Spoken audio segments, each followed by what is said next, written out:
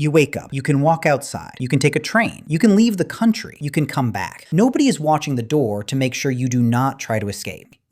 Roughly 700,000 animals live in zoos around the world right now. Another 50 million live in aquariums. The vast majority of them will never see the place their species came from. A male wild orca lives, on average, more than 30 years. In captivity, the average drops to about 17. But for 99% of human history, this didn't exist. No zoos, no aquariums, no tanks, no cages, no glass walls between an animal and the sky it was born under. For 200,000 years, every animal alive on Earth was free to move.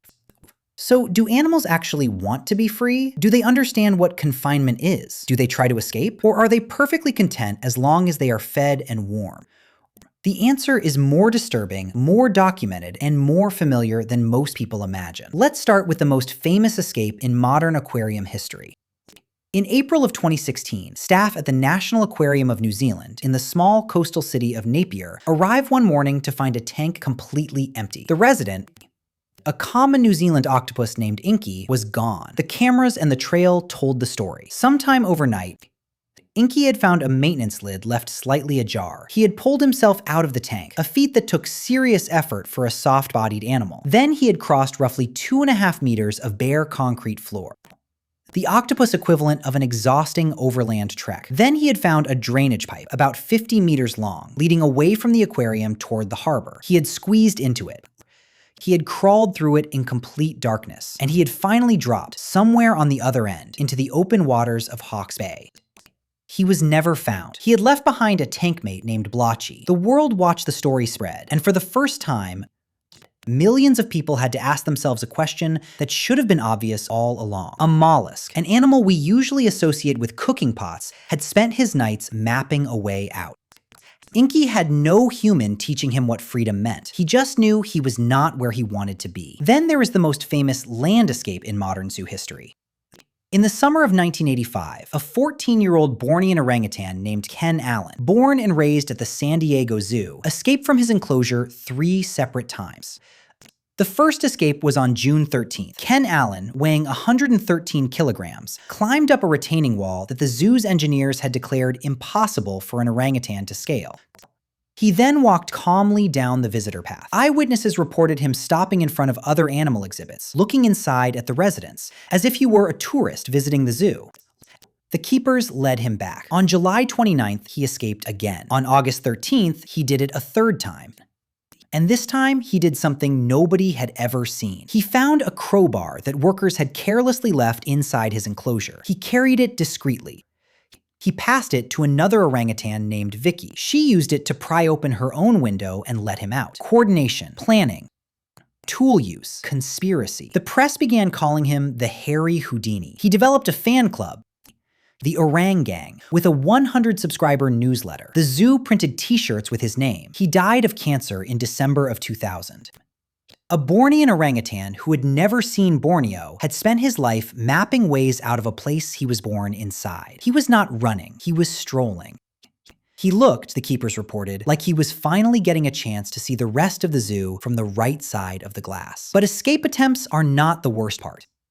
In 1992, the British actor and conservationist Bill Travers, co-founder of the Born Free Foundation, coined a word that has since become indispensable in animal welfare science: zoochosis. It describes a category of behaviors observed across captive species in zoos, aquariums, and animal parks, pacing back and forth along the same line for hours, swaying in place, head bobbing, biting the bars, plucking out feathers until the skin is raw, excessive grooming, self-mutilation, walking in tight figure eights day after day in the corner of an enclosure.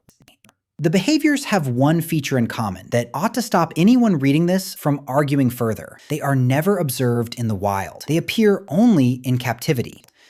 They look clinically exactly like the obsessive-compulsive disorders and severe depressions documented in humans. When you imprison a brain that was designed to forage, hunt, migrate, climb, and explore, the brain does not adjust quietly. It eats itself.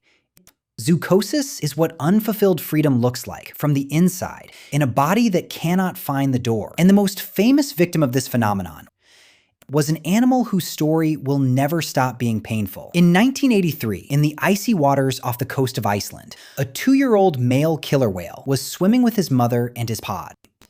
Resident orcas in many populations never leave their mother. They stay in a tight, multi-generational family their entire lives. That winter, commercial hunters captured the calf. He was taken from his mother and never saw her again. He was named Tilikum. He was shipped to Sealand of the Pacific in Vancouver, then transferred to SeaWorld Orlando in 1992. He spent 33 years inside concrete pools roughly the size of 2 Olympic swimming pools, placed end to end. In 1991, Tilikum killed a trainer.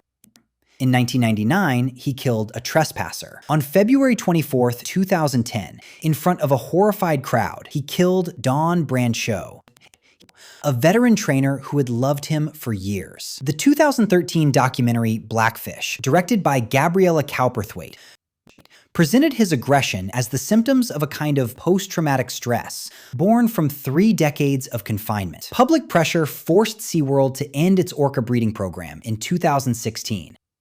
Tilikum died in January of 2017 at the age of 36. Male wild orcas often pass 30. Females often pass 50. Some live past 80. Tilikum spent his entire short life in tanks that, to him, must have felt the way a bathtub would feel to you. A wild orca swims around 100 miles a day.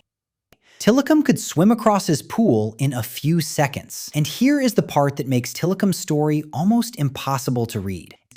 In 2004, the American neuroscientist Lori Marino published the first detailed MRI scans of an orca brain in the journal The Anatomical Record. She found something nobody had expected.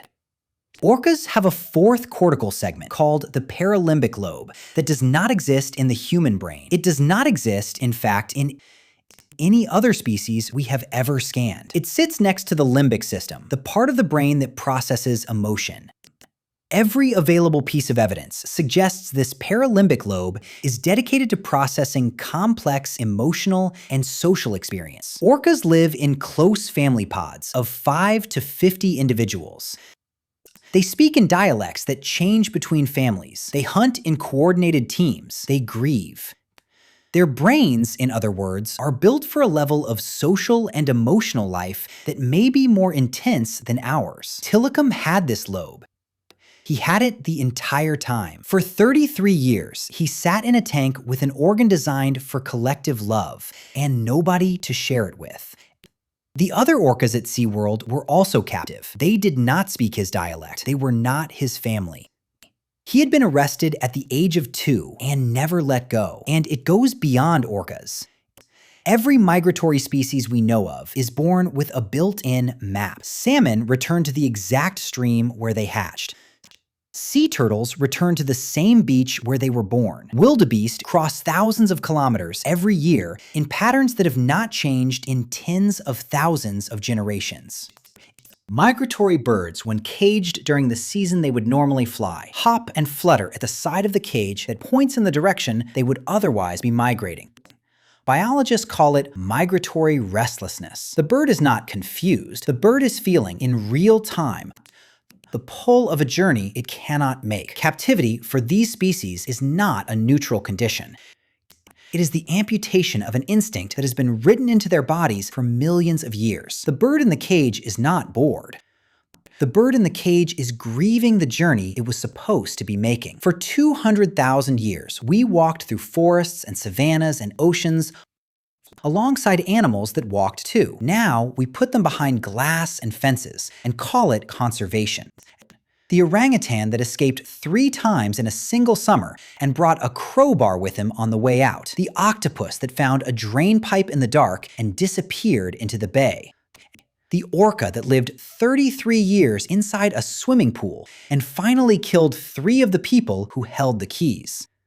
The bird that hops against the bars of its cage every autumn because something invisible is pulling it south. None of them have ever spoken our word for freedom, but every one of them has spent their captivity acting it out, with their bodies, in the only language they have. The question was never whether animals want to be free.